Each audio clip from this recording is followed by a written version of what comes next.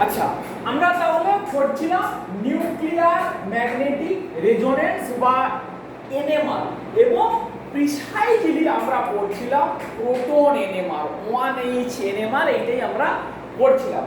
গতদিন আমরা কোথায় শেষ করেছিলাম না, লাস্ট যে পোরশনটাতে আমরা শেষ করেছিলাম যে NMR value should be normalised. NMR এর ভ্যালুটা নরমালাইজড হওয়া উচিত। নরমালাইজড না হলে কি প্রবলেম আমরা বুঝেছিলাম, যদি ওটা হার যে হয় তাহলে ইনস্ট্রুমেন্ট টু ইনস্ট্রুমেন্ট ভ্যারি করবে, কারণ বিভিন্ন ইনস্ট্রুমেন্টের মধ্যে যে এক্সটার্নাল ম্যাগনেটিক ফিল্ড দেওয়া থাকে সেটা ভ্যারি করে। তাহলে তার উপরে যদি আমার পুরোটা ডিপেন্ড করে তাহলে it will depend on machine to machine. সেইটা থেকে মুক্তি পাওয়ার জন্য কি না, আমরা একটা ইন্টারনাল স্ট্যান্ডার্ডের কথা বলেছিলাম এবং বলেছিলাম যেটা হবে তাকে বলা হয় delta value in ppm parts per million সমান কি ছিল, nu x of proton in hertz. যে প্রোটন অফ ইন্টারেস্টের তার resonance radio frequency resonant value nu x hertz minus nu of TMS, যেটা স্ট্যান্ডার্ড কি নেওয়া হয় tetramethyl silane, by in external magnetic field in megahertz.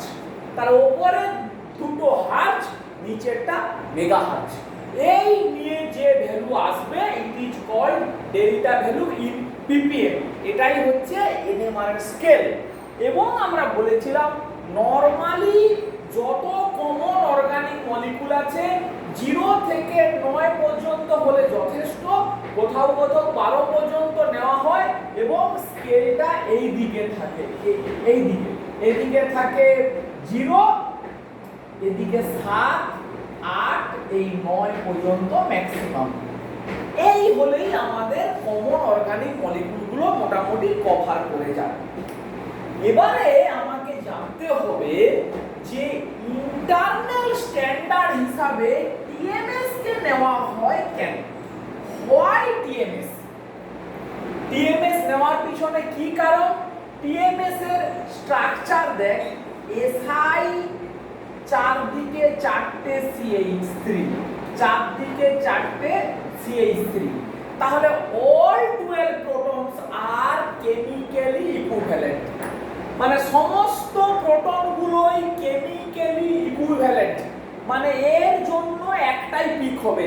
মানে টিএমএস কোন মলিকুলে মিশিয়ে দিলে, মনে কর আমি ইথানলের এনএমআর মেজার করব, এর সঙ্গে যখন আমি টিএমএস কে মিশিয়ে দেব তাহলে এইটার পিক পাবো, এটার পিক পাবো, OH এর পিক পাবো, প্লাস টিএমএস এর এই যে 12টা প্রোটন, এই 12 প্রোটনের জন্য পিক পাবো। এবং এই 12 প্রোটন কেমিক্যালি ইকুইভ্যালেন্ট বলে ওদের আমরা একটাই পিক পাবো। এইটা 1 নম্বর পয়েন্ট, যে অল 12 প্রোটনস আর কেমিক্যাল ইকুইভ্যালেন্ট।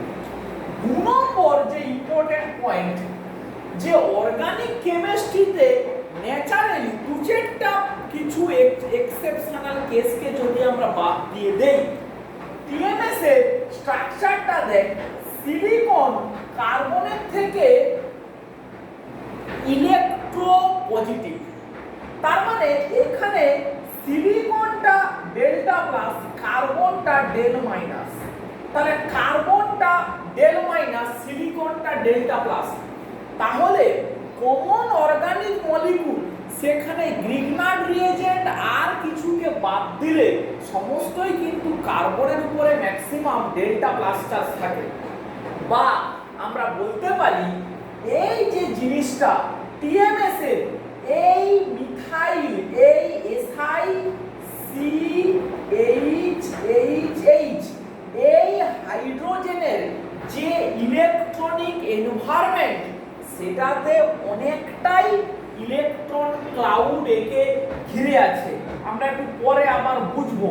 এই কার্বনের মাথায় ডেল নেগেটিভ চার্জ, মানে এই হাইড্রোজেন মলিকুলগুলোর উপরে ইলেকট্রনের ক্লাউড নরমাল মলিকুলগুলোতে মানে যে যত কমন মলিকুলে হাইড্রোজেনের যে নরমাল ইলেকট্রনের ক্লাউড তার তুলনায় এখানে ইলেকট্রনের ক্লাউডটা অনেকটাই বেশি। তার ফলে কি হবে, এর ইলেকট্রনের ক্লাউড যদি বেশি হয় এই এক্সটার্নাল ম্যাগনেটিক ফিল্ডটাকে খুব কম এক্সপেরিয়েন্স করবে। কি করবে, এই এক্সটার্নাল ম্যাগনেটিক ফিল্ডটাকে খুব কম এক্সপেরিয়েন্স করবে, ফলে এ খুব কম রেডিও ফ্রিকোয়েন্সিতে রেজোনেট করবে, খুব কম রেডিও ফ্রিকোয়েন্সিতে রেজোনেট করবে। ফলে এ যে রেডিও ফ্রিকোয়েন্সিতে রেজোনেট যে মানে করবে সেটাকে যখন আমরা ডেল্টা স্কেলে নিয়ে চলে যাব সেইটাকে জিরোতে সেট আপ করে দেওয়া হয়, মানে টিএমএস এর peak should come at zero, এটাকে স্ট্যান্ডার্ড ধরে নেওয়া হয়। তার কারণ এটা অনেক লোয়ার ডেল্টা ভ্যালুতে রেজোনেট করবে, যে ভ্যালুটা সেইটাকে জিরো হিসাবে ধরে নিয়ে ওর সাপেক্ষে বাকি প্রোটনের কোথায় আসছে সেইটা দেখানো হয়। বা আমরা এই ইকুয়েশনেও যদি ফেলি, একে যদি মলিকুল ভাবি তাহলে এর যেখানে রেজোনেট করবে, আবার একে যদি স্ট্যান্ডার্ড ধরি ও যেখানে রেজোনেট করবে, দুটো সেম, তাহলে ওই দুটোকে বিয়োগ করলে কি হবে, জিরো। তার মানে টিএমএস এর ডেল ভ্যালুটা অটোমেটিক্যালি জিরোতেই আসবে। তাহলে কি হলো, সবথেকে লো পয়েন্টে এলো, একদম জিরোতে সেট আপ করা হলো টিএমএস এ। তাহলে এক নম্বর কি point, all 12 protons are chemical equivalent।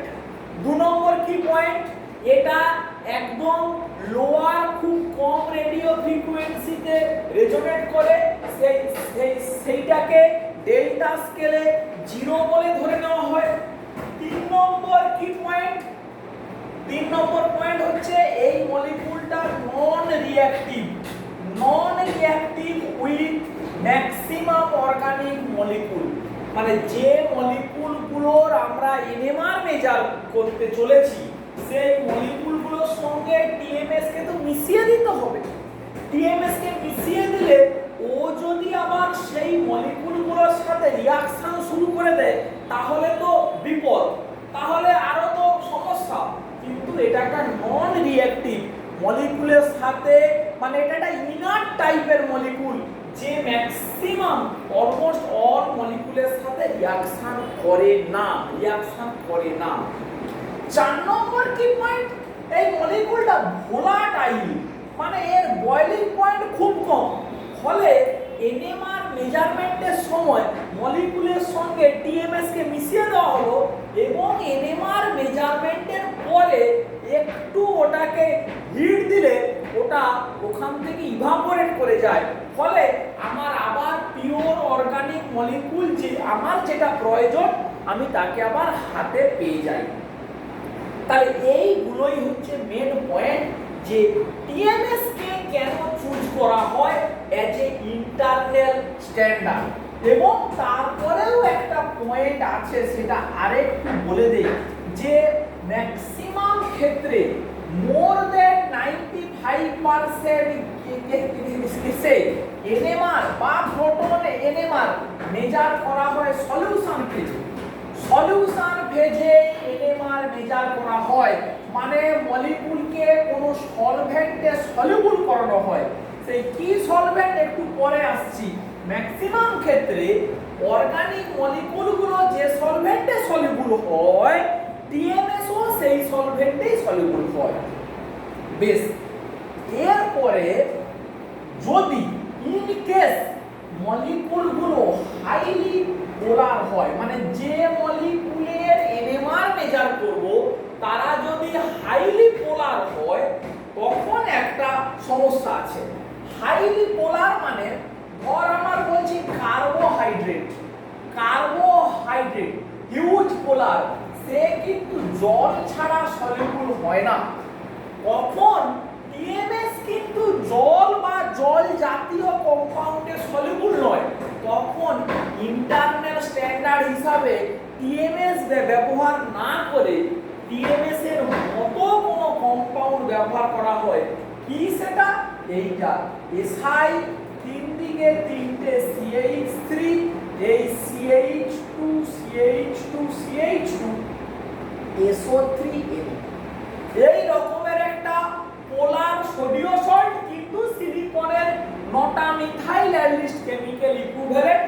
এই ধরনের ইন্টারনাল স্ট্যান্ডার্ড ব্যবহার করা হয় for highly polar molecule. Highly polar মলিকিউলের ক্ষেত্রে এই ধরনের ইন্টারনাল স্ট্যান্ডার্ড ব্যবহার করা হয়। বেশ, তাহলে এইটা গেল ইন্টারনাল স্ট্যান্ডার্ডের বক্তব্য। এরপরে আমরা আসি যে এনএমআর, এনএমআর এর সলভেন্ট, কোন সলভেন্টে এনএমআর মেজার করা হবে? এনএমআর মেজার করা হবে ম্যাক্সিমাম ক্ষেত্রে ডিউটেরিয়েটেড সলভেন্ট। ডিউটেরিয়েটেড সলভেন্টের কি মানে? মানে সলভেন্টে প্রোটন থাকবে না, প্রোটনের জায়গায় ডয়টোরিয়াম থাকবে। মোর দেন 90% কেস অর্গানিক কেমিস্ট্রিতে মলিকিউলগুলো ক্লোরোফর্মে সলিউবল হয়। যারা ক্লোরোফর্মে সলিউবল হয় মোর দেন 90%, তাদের জন্য এনএমআর এর সলভেন্ট হিসাবে ব্যবহার করা হয় CdCl3। প্রোটন থাকা চলবে না, সলভেন্টের মধ্যে প্রোটন থাকা চলবে না। যারা মিথানলে সলিউবল হয় ওদের জন্য নেওয়া হয় CD3OD। যারা ডাইমিথাইল সালফোক্সাইডে সলিউবল হয় ওদের নেওয়া হয় CD3H+OCD3। এই রকমই মলিকিউল চুজ করা হয়। যারা অ্যাসিডনে সলিউবল করা হয় এরকমই ওদের জন্য নেওয়া হয় CD3COCD3। যারা জলে সলিউবল হয় ওদের জন্য নেওয়া হয় D2O। তাহলে এই রকম ভাবে প্রোটনের বদলে ডিউটেরিয়েটেড সলভেন্ট ব্যবহার করা হয় এনএমআর স্পেকট্রোস্কোপিতে। এনএমআর স্পেকট্রোস্কোপিতে ডিউটেরিয়েটেড সলভেন্ট ব্যবহার করা হয়। এবারে বলবি কেন?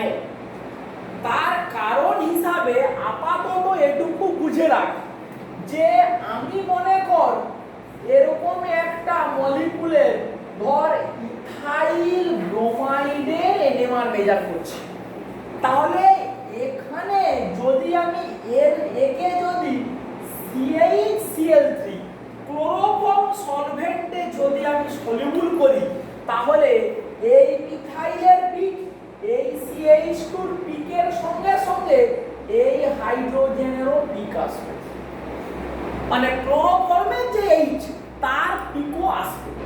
ফলে স্পেকট্রাটা খুবই কমপ্লেক্স হবে এবং শুধু আসবে নয়, এটা পরের দিকে বোঝাবো। এই মিথাইল ইথাইলের পিক যদি এরকমই আসে ছোট ছোট, সলভেন্টের পিক এত বড় আসবে, হিউজ গাছের মতো পিক আসবে। মানে এনএমআর স্পেকট্রাতে যদি সলভেন্ট মানে প্রোটন বিয়ারিং সলভেন্টে আমি করি তাহলে সলভেন্টের জন্য পিকটা এত বড় আসবে আর মলিকিউলের যে প্রোটন তার পিক এরকমই ছোট ছোট আসবে, একদম ছোট ছোট, যেটাকে প্রায় দেখাই যাবে না। ফলে সেটা থেকে কোনো কাজ হবে না, মানে এটা পুরোপুরি বৃথা। যদি সলভেন্টের পিকটাকেই মেনলি দেখা যায় তাল গাছের মতো দাঁড়িয়ে আছে আর নিচে ঘাসের মতো আমার কম্পাউন্ডের ভেতরে যে প্রোটন তার পিক, কেন এটা তাল গাছের মতো আসে এর তুলনায় সেটা আমরা পরে আসবো, এখনই ছেড়ে দেই। তাহলে আপাতত বুঝে রাখ যে যদি যে সলভেন্টে সলিউবল করে আমরা এনএমআর মেজার করব সেখানে প্রোটন থাকলে এই সমস্যাটা, সেই জন্য প্রোটনের বদলে সলভেন্টের পোলার প্রপার্টি ফিক্সড রেখে মানে যদি সলভেন্ট ব্যবহার করতে হয় তখন প্রোটনের বদলে এই ধরনের ডিউটোরিয়েটেড সলভেন্ট ব্যবহার করতে হয়। এইটাকে বলা হয়, মুখে বলা হয় CdCl3, এইটাকে মুখে বলে মিথানল D4, এরকমই MeOH হাইফেন D4, এরকমই মিথানল D4, মানে মিথানলে যেন 4টে ডয়টোরিয়াম আছে, CD3O। এইটাকে বলা হয় এরকমই DMSO D6, মানে DMSO তে 6টা ডয়টোরিয়াম আছে। এটাকেও বলা হয় অ্যাসিটোন D6, এইভাবে স্টাইলে এগুলোকে এক্সপ্রেস করা হয়। তাহলে হাইড্রোজেনের বদলে ডয়টোরিয়াম। এবারে প্রশ্ন হচ্ছে হাইড্রোজেনের বদলে ডয়টোরিয়াম থাকলে ডয়টোরিয়াম কি NMR এ পিক দেবে না? এই প্রশ্নটা একটা মারাত্মক প্রশ্ন। কোশ্চেনটা কি, ডয়টোরিয়াম কি NMR ইনঅ্যাক্টিভ? ম্যাক্সিমাম জায়গাতে ছেলে মেয়েদের মধ্যে এই ভুল কনসেপ্টটা থাকে যে সবাই বলে যে ডয়টোরিয়াম NMR ইনঅ্যাক্টিভ। ফলে ডিউটোরিয়েটেড সলভেন্টের মধ্যে যখন NMR এর আমরা পিক নেব, যখন আমরা প্রোটন NMR মেজার করব, মানে যখন এইটার বদলে আমি CdCl3 দেব, তখন এই সলভেন্টের জন্য ওই পিকটা আর আসবে না, আমার শুধু মলিকুলের যে প্রোটন তার পিক আসবে। তাহলে কি হলো? তাহলে ডয়টোরিয়াম তো এখানে আসছে না, মানে যদি এটা CH-Cl3 হতো তাহলে সেই প্রোটনের পিক আসছিল, যেই আমি CdCl3 করলাম ওই ডয়টোরিয়ামের জন্য পিক আসছে না। তাহলে কোশ্চেনটা কি, তাহলে ডয়টোরিয়াম কি NMR অ্যাক্টিভ নয়? আপাত দৃষ্টিতে লোক বলবে হ্যাঁ তাই তো, পিক আসছে না মানে কি না, পিক আসছে না মানে তার মানে ও NMR অ্যাক্টিভ নয়, NMR এ ও রেসপন্ড করে না। উত্তরটা অ্যাকচুয়ালি ভুল। ডয়টোরিয়াম NMR অ্যাক্টিভ, ভালো করে বুঝে নে। কিন্তু প্রোটন 1H1 আর 1H2, তাহলে NMR এর থিওরি কি বলেছিল? মাস নম্বর আর অ্যাটমিক নম্বরের মধ্যে একটা অ্যাটলিস্ট অড হলে সেই নিউক্লিয়াস NMR অ্যাক্টিভ। তাহলে সেই বেসিক থিওরি বলছে প্রোটন যদি NMR অ্যাক্টিভ হয়, ডয়টোরিয়াম 1H2 এইটা তো অড, তাহলে এও NMR অ্যাক্টিভ হওয়া উচিত। এবং হ্যাঁ, ডয়টোরিয়ামও NMR অ্যাক্টিভ, কিন্তু ডয়টোরিয়াম যে রেডিও ফ্রিকোয়েন্সিতে রেজোনেট করে, প্রোটনগুলো সেই রেডিও ফ্রিকোয়েন্সিতে রেজোনেট করে না। মানে ডয়টোরিয়ামের স্পিন স্টেট যে রেঞ্জে ব্রেক করে, ডয়টোরিয়ামের স্পিন স্টেট যে রেঞ্জে ব্রেক করে, প্রোটনগুলো সেই রেঞ্জে ব্রেক করে না। প্রোটনের স্পিন স্টেট ব্রেকিং এর রেঞ্জ সেপারেট দেন ডয়টোরিয়াম। তাহলে ডয়টোরিয়াম যে রেডিও ফ্রিকোয়েন্সি রেঞ্জে রেজোনেট করবে সেইখানে প্রোটন রেজোনেট করে না। সেই জন্য ইন্টারেস্টিং ওয়েতে যখন NMR মেজার করা হয়, যখন এক্সটার্নাল সোর্স থেকে রেডিও ফ্রিকোয়েন্সি পাঠানো হয়, তখন সফটওয়্যার এমনভাবে ডিজাইন করা হয়ে আছে যে ডয়টোরিয়াম যে রেডিও ফ্রিকোয়েন্সিতে রেজোনেট করে সেই রেডিও ফ্রিকোয়েন্সিটাকে কাট করে দেওয়া থাকে, ওটা পাঠানো হয় না। ওটা পাঠানো হয় না মানে ওই রিজিয়নটাকে ব্লক করা থাকে, ফলে ডয়টোরিয়াম রেজোনেট করে না, ওর পিক পাওয়া যায় না। এটা কিরকম ব্যাপার মনে কর, খুব এইভাবে বললে খুব ভালো যে দাঁড়ায়। মনে কর ক্লাসে রোল কল হচ্ছে, রোল নাম্বার 1 2 3 4 5 করে করে রোল কল করা হচ্ছে, আর যে যে আছে সে তার রোল ডাকলেই তার কানে যাচ্ছে, সে উঠে দাঁড়িয়ে অ্যাটেন্ডেন্স দিচ্ছে, যে যে ইয়েস স্যার বলে অ্যাটেন্ডেন্স দিচ্ছে। এখন এই এককে ডাকা হলো, দুইকে ডাকা হলো, তারপরে মনে কর 3 4 5 রোল নাম্বারকে ডাকাই হলো না, তারপরে 1 2 কে ডেকে 6 কে ডাকা হলো, 6 7 8, তাহলে 3 4 5 হয়তো ক্লাসে আছে কিন্তু মাস্টারমশাই তাদের রোলটা ডাকলোই না, তাদের রোলটাকে অমিট করে বেরিয়ে গেল, ফলে ওরা আর উঠে দাঁড়িয়ে রেজোনেট করলো না, মানে ওরা উঠে দাঁড়িয়ে রেসপন্স করলো না। এইটাই হচ্ছে গিয়ে আসল ব্যাপার যে ডয়টোরিয়ামকে কেন চুজ করা হচ্ছে। তাহলে এইটা কেন গিয়ে মোটামুটি রোল অফ দ্য সলভেন্ট এবং role of the internal standard দুটোকে গুলিয়ে ফেললে হবে না। সলভেন্টের মধ্যে কম্পাউন্ডকে সলিউবল করানো হয়, করিয়ে ওর মধ্যে অল্প একটু ইন্টারনাল স্ট্যান্ডার্ডকে দিয়ে দেওয়া হয়, দিয়ে এনএমআর মেজার করা হয়। এইটা হচ্ছে গিয়ে বেসিক বক্তব্য। বেশ, এইবারে আমরা আসি আস্তে আস্তে যে factors which influence the NMR বা শিফট, মানে এনএমআর এর কেমিক্যাল শিফট কি ফ্যাক্টরগুলোর উপরে ডিপেন্ড করে। আচ্ছা, প্রথমে এখানে বলে রাখি যে এখানে দুটো টার্ম খুব চলবে, একটাকে বলা হবে শিল্ডিং আর একটাকে বলা হবে ডিশিল্ডিং। এই দুটো টার্মের সঙ্গে আগে পরিচিত হন। একটাকে বলা হবে শিল্ডিং, অন্যটাকে বলা হবে ডিশিল্ডিং। শিল্ড কথাটার মানে কি? শিল্ড কথাটার মানে হচ্ছে ঘিরে থাকা, ঘিরে থাকা, আর তার ঠিক উল্টোটা হচ্ছে ডিশিল্ডিং।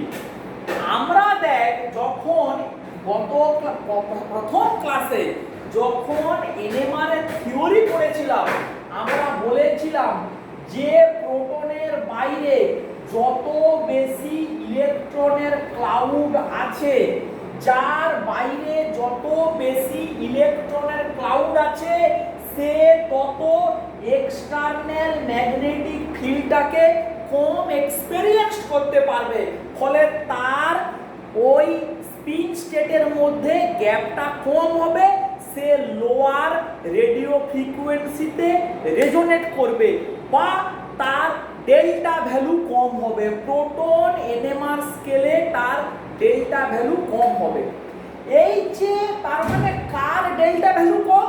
না, যে প্রোটনের বাইরে ইলেকট্রনের ক্লাউডটা বেশি। এই ইলেকট্রনের ক্লাউড বেশি মানে ইলেকট্রনগুলো নিউক্লিয়াসকে সিল্ড করে আছে, মানে এক্সটার্নাল ম্যাগনেটিক ফিল্ডটা নিউক্লিয়াস পর্যন্ত যে পৌঁছবে তাকে ঘিরে ধরে আছে কে? তাকে সিল্ড করে রেখেছে কে? না, ইলেকট্রনের ক্লাউড। তার মানে যে প্রোটনের বাইরে যত বেশি ইলেকট্রনের ক্লাউড আছে, সেই প্রোটনের নিউক্লিয়াসটা তত বেশি সিল্ডেড। আবারও বলছি, যে প্রোটনের চারদিকে যত বেশি ইলেকট্রনের ক্লাউড আছে, সেই প্রোটনের নিউক্লিয়াসটা তত বেশি সিল্ডেড, ফলে সে তত কম এক্সটার্নাল ম্যাগনেটিক ফিল্ডকে এক্সপেরিয়েন্স করতে পারবে, ফলে তার এনএমআর এর ডেল্টা ভ্যালু তত কম হবে। ঠিক উল্টোটা, যে প্রোটনের বাইরে ইলেকট্রনের ডেনসিটি কম, সেটাকে তার নিউক্লিয়াসটা তত বেশি ডিশিল্ডেড, তত বেশি ডিশিল্ডেড, ফলে সে তত হায়ার ডেল্টা ভ্যালুতে রেজোনেট করবে। তাহলে এনএমআর এর স্কেলে যদি এদিকে 0 ppm হয়, এদিকে যদি 7 ppm হয়, যত 0-র দিকে পিক আসবে তত সেই প্রোটনটা তত বেশি সিল্ডেড, ইট ইজ সিল্ডেড। যত বেশি ডেল্টা ভ্যালুতে অ্যাবজর্ব হবে তত সে বেশি ডিশিল্ডেড। তাহলে শিল্ডিং আর ডিশিল্ডিং ব্যাপারটা আমরা আশা করি একটু বোঝাতে পারছি। হলো? বেশ, এইবারে আমরা একটা একটা করে পয়েন্ট একটু ডিসকাশন করি, বা কোন ধরনের ফাংশনাল গ্রুপ থাকলে সেই প্রোটন কোন রেঞ্জে গিয়ে রেজোনেট করবে একটু আমরা দেখি। আচ্ছা, প্রথমেই আমরা দেখি যে অ্যালকেনের সঙ্গে অ্যালকেন থেকে আমরা বলি যে হ্যালো অ্যালকেন। হ্যালো অ্যালকেন মানে হ্যালোজেন যদি অ্যাটাচ থাকে CH3I CH3Br CH3Cl CH3H। সব থেকে সহজতম এক্সাম্পল দিয়ে আমরা শুরু করি। তাহলে দেখ, যত আয়োডিন থেকে ব্রোমিন টু ক্লোরিন টু ফ্লোরিনের দিকে আমরা যাচ্ছি তত ইলেকট্রোনেগেটিভিটি বাড়ছে। আবার বলছি, যত আয়োডিন থেকে bromine to chlorine to fluorine যত আমরা যাচ্ছি তত ইলেকট্রোনেগেটিভিটি বাড়ছে। তো তাতে কি হবে, যত বাড়বে তত ইলেকট্রনকে নিজের দিকে বেশি করে টেনে নেবে। ফলে এই CHHHI এই হাইড্রোজেনের বাইরে ইলেকট্রনের ক্লাউড যা হবে, শেষকালে যদি ফ্লোরিনের ক্ষেত্রে বলি এই হাইড্রোজেনের বাইরে ইলেকট্রনের ক্লাউড অনেক কম হবে। যদি এরকম করে বোঝাই তাহলে এর বাইরে ইলেকট্রনের ক্লাউড যা আছে, ফ্লোরিন অনেক অনেক বেশি ইলেকট্রোনেগেটিভ বলে এর বাইরে ইলেকট্রনের ক্লাউড অনেক কম হবে। যদি অনেক কম হয়, এ অনেক বেশি এক্সটার্নাল ম্যাগনেটিক ফিল্ডকে এক্সপেরিয়েন্স করতে পারবে। ফলে এর স্পিন স্টেটের মধ্যে গ্যাপ অনেক বেশি হবে, এ হায়ার রেডিও ফ্রিকোয়েন্সিতে রেজোনেট করবে বা এর ডেল্টা ভ্যালু অনেক বেশি হবে। তার মানে এই প্রোটনটা যতটা শিল্ডিং জোনে থাকবে, এই প্রোটনটা একটু ডিশিল্ডিং জোনের দিকে যায়। মোটামুটি ভাবে এগুলো আন্দাজ হয়ে যাবে 0 to 7, এই 1 2 3 4 5 6 7 এই স্কেলে যদি রাখি CH3I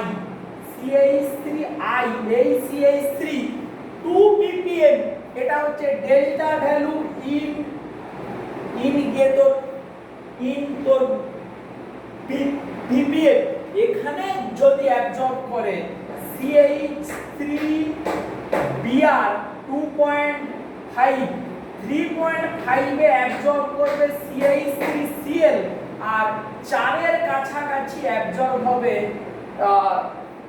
CH3।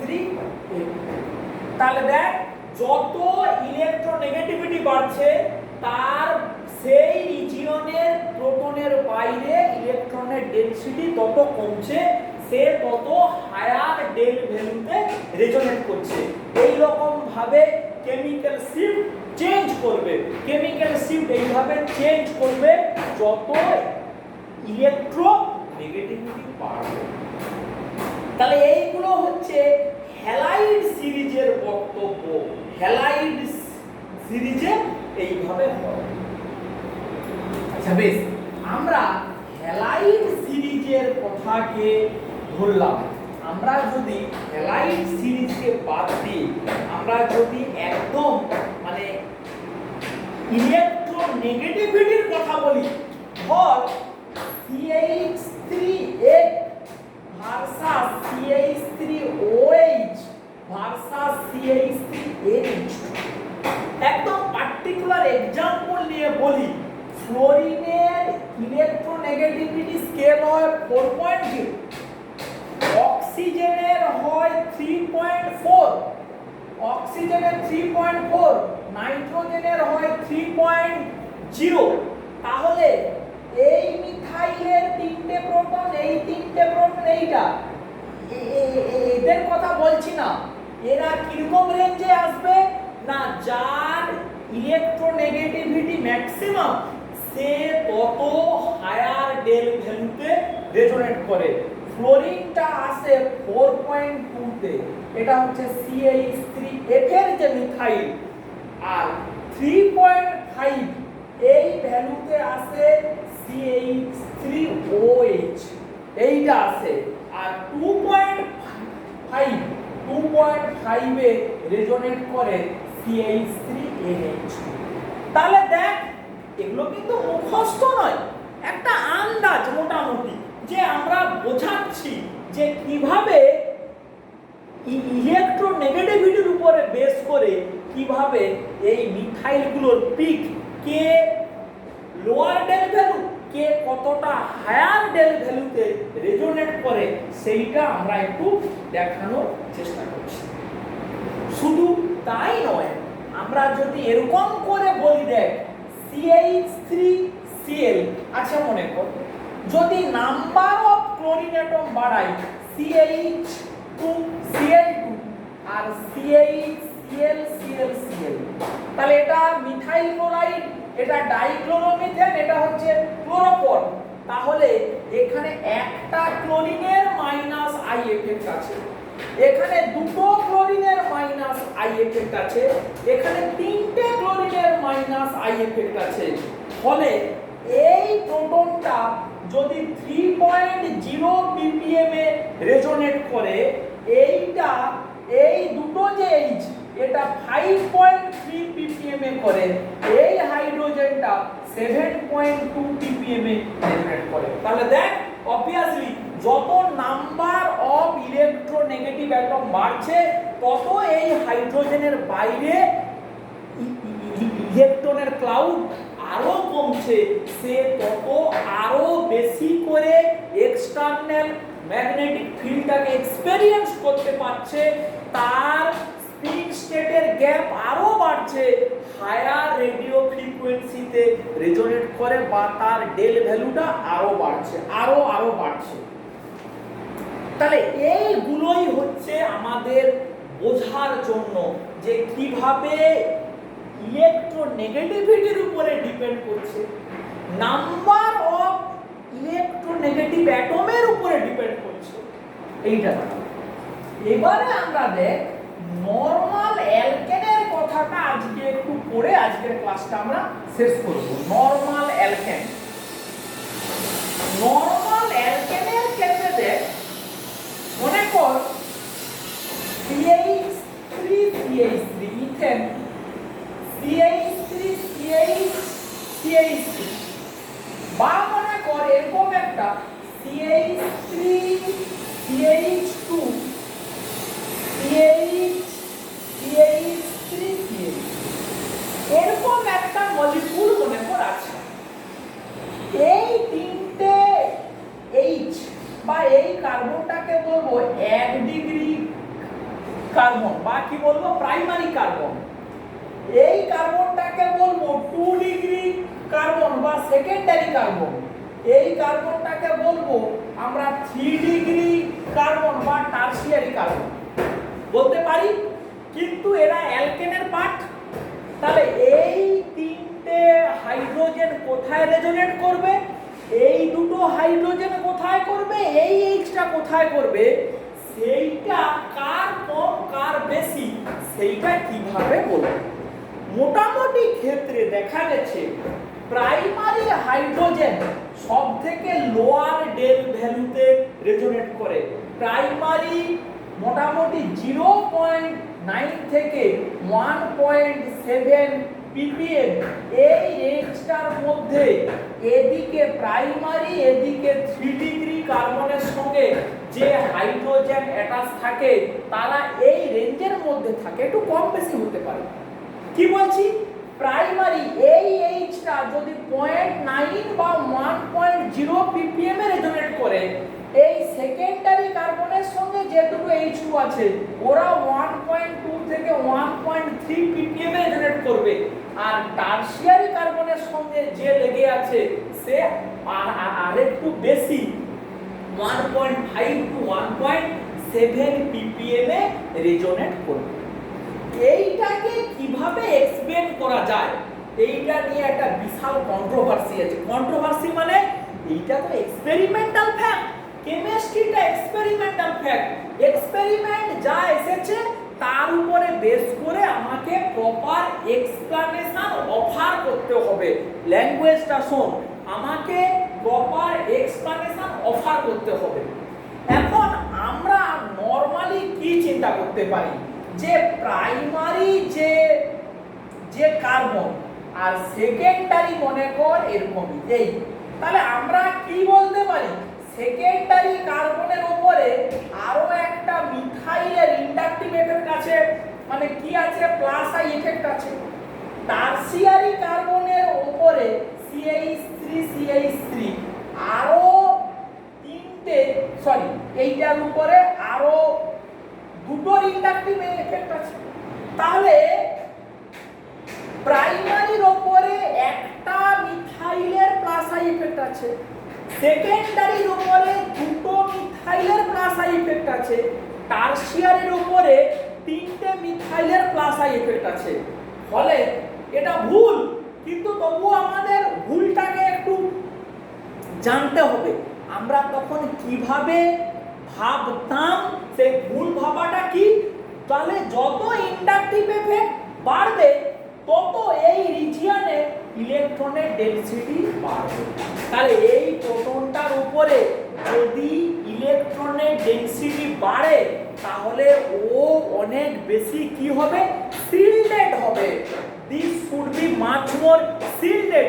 ফলে এ আরো লোয়ার ডেল ভ্যালুতে রেজোনেট করা উচিত। তার মানে উল্টোটা এক্সপেক্ট করেছিলাম, primary to secondary to tertiary কার্বনের সঙ্গে যে প্রোটন অ্যাটাচড সে আরো লোয়ার ডেল্টা ভ্যালুতে রেজোনেট করা উচিত। অ্যাট লিস্ট ইন্ডাকটিভ এফেক্টটার কথা চিন্তা করলে সেটাই মাথাতে আসে, কিন্তু ব্যাপারটা তা নয়, ঠিক উল্টোটা হচ্ছে কি প্রাইমারির প্রোটনের ডেল ভ্যালু মানে সবথেকে কম হয়, সেকেন্ডারির ওর থেকে বেশি হয়, টারসিয়ারির ওর থেকে একটু বেশি হয়। কি কারণ? কারণটাকে এইভাবে ব্যাখ্যা করতে হবে। কিভাবে না, কার্বন আর হাইড্রোজেনের মধ্যে মানে এরকম করে যদি ভাবি H H H, এইটা আমার 1 ডিগ্রি কার্বনের সঙ্গে যে H আছে, 2 ডিগ্রি কার্বনের সঙ্গে যে H আছে তার একটা H কে সরিয়ে আবার কে এসছে, আবার একটা কার্বন এসছে। 3 ডিগ্রি H মানে এর সাথে আরো দুটো কার্বন এসছে, এই হচ্ছে গিয়ে পার্থক্যটা। তাহলে দেখ এই হাইড্রোজেনকে সরিয়ে একটা কার্বন, এখানে আরো একটা H কে সরিয়ে আরো একটা কার্বন এলো। হাইড্রোজেন এবং কার্বনের মধ্যে ইলেকট্রোনেগেটিভিটির কি পার্থক্য? কে বেশি ইলেকট্রোনেগেটিভ? কার্বন হাইড্রোজেনের থেকে মোর ইলেকট্রোনেগেটিভ। তাহলে 1 ডিগ্রি কার্বনের সঙ্গে 2 ডিগ্রি কার্বনের আমি এরকম একটা পার্থক্য বলতে পারি, হাইড্রোজেনকে সরিয়ে আরেকটা মোর ইলেকট্রোনেগেটিভ অ্যাটম এসছে। 3 ডিগ্রি কার্বনের কথা বলতে পারি, দুটো H কে সরিয়ে আরো দুটো একটু মোর ইলেকট্রোনেগেটিভ অ্যাটম এসছে। তাহলে এনভায়রনমেন্টে যদি ইলেকট্রোনেগেটিভ অ্যাটমের সংখ্যা বাড়ে তাহলে এই হাইড্রোজেনটার ডেল ভ্যালু, এর ডেল ভ্যালু আস্তে আস্তে নিশ্চয়ই বাড়া উচিত। কারণ এই হাইড্রোজেনের এখানে দুটোই কে আছে H, এখানে দুটো H এর মধ্যে একটা H কে সরিয়ে আরেকটা কার্বন এসছে which is more electronegative। এখানে আরো একটা H কে সরিয়ে আরো একটা কার্বন এসছে, মানে দুটো মোর ইলেকট্রোনেগেটিভ অ্যাটম যোগ হয়েছে। তার মানে যত ইলেকট্রোনেগেটিভ অ্যাটম মোর যোগ হবে সেই প্রোটনটা তত বেশি ডিসিল্ডেড হবে বা হায়ার রেডিও ফ্রিকোয়েন্সিতে রেজোনেট করবে। মোদ্দা বক্তব্য হচ্ছে গিয়ে এইটা, ইন্ডাকটিভ এফেক্ট দিয়ে ব্যাখ্যা করলে হবে না। প্রাইমারি, সেকেন্ডারি, টারশিয়ারি কার্বনের স্ট্রাকচার ড্র করে হাইড্রোজেনকে রিপ্লেস করছে আরেকটা কার্বন, মানে আরেকটা মোর ইলেকট্রোনেগেটিভ অ্যাটম, সেইভাবেই ব্যাখ্যা করতে হবে। সেই জন্যই প্রাইমারি থেকে সেকেন্ডারি কার্বনের সঙ্গে অ্যাটাচড যে প্রোটন তার ডেল ভ্যালু একটু বেশি হয়, ওর থেকে টারশিয়ারি কার্বনের সঙ্গে অ্যাটাচ যে কার্বন তার ডেল ভ্যালু আরেকটু বেশি। এইটাই হচ্ছে পার্থক্য। তাহলে আমাদের আজকের ক্লাসটা এখানেই শেষ করলাম। আজকের ক্লাসের সামারি কি দাঁড়ালো? আমরা ইন্টারনাল স্ট্যান্ডার্ড টিএমএস কে কেন নিয়েছি? 12টা প্রোটন ইকুইভ্যালেন্ট এবং ওই 12টা প্রোটনের বাইরে ইলেকট্রনের ক্লাউড খুব বেশি, ফলে ওরা ম্যাক্সিমাম শিল্ডেড, এবারে আসি টার্মটা, ওরা ম্যাক্সিমাম শিল্ডেড, ফলে ওদের ডেল ভ্যালুটা খুবই কম, যে মানে যেটাকে জিরোতে সেট করা হয়। নেক্সট কি পয়েন্ট, এরা আনরিঅ্যাক্টিভ, যে কম্পাউন্ডের মেজার করছি তার সঙ্গে রিঅ্যাকশন করে না।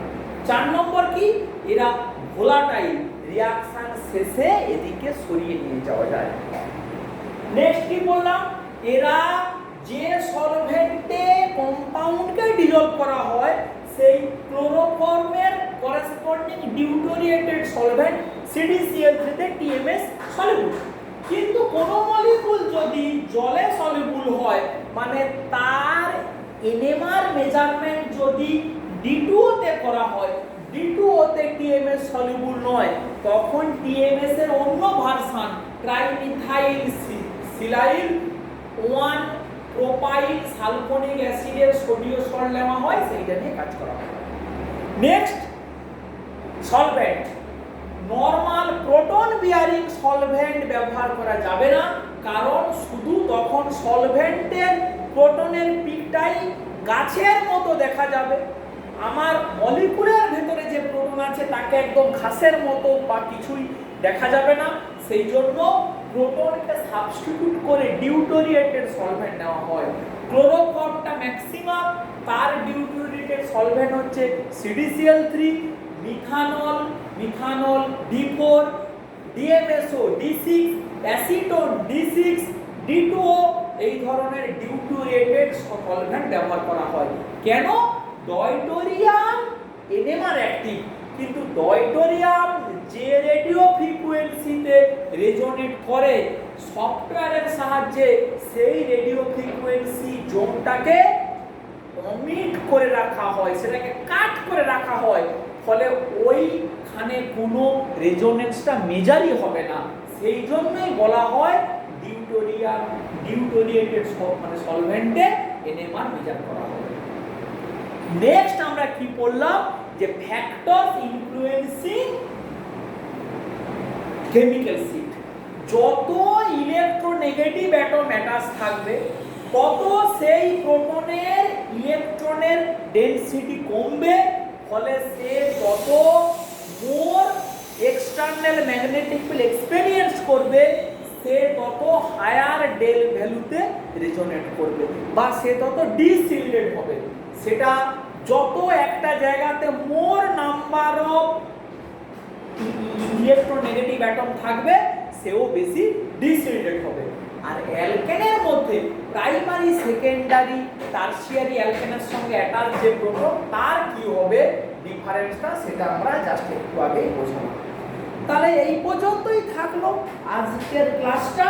পরের ক্লাসে আমরা ডিসকাশন করব পাই ক্লাউডের প্রেজেন্সের জন্য প্রোটন এনএমআর ভ্যালু কি চেঞ্জ হয়, তাকে বলা হয় অ্যানাইসোট্রপিক এফেক্ট।